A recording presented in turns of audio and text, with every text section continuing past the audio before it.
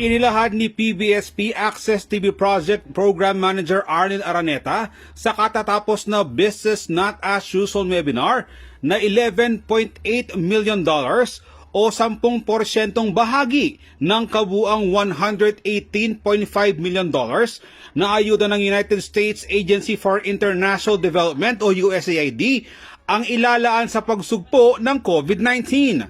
Ang pondo ay para sa mga programa upang pagalingin ng mga pasyenteng may tuberculosis o TB na vulnerable sa coronavirus. Ang naturang alokasyon ay makatutulong upang proteksyonan laban sa COVID-19 ang mga nangangalaga sa may TB at mga pasyente. $2.4 million dito ay inilaan na pambili ng mga personal protective equipment habang $1.1 million ay para sa mga biosafety cabinet. Inilaan din ng pondo para sa hazard pay, mga fit testing kit, expert machines at ibang gastusin para sa mga pasyente. Inilahad ni Bulacan Provincial Health Office o PHO Head Jocelyn Gomez na may isang unit ng biosafety cabinet ang tinanggap ng lalawigan mula sa nasabing pondo. Tiniyak din niya na patuloy ang pagpapatupad ng mga public health programs sa lalawigan, partikular na ang pagpapagaling sa mga may TB sa gitna ng pandemic. Ihahatid ng PHO ng Bulacan sa pamamagitan ng mga city at municipal health offices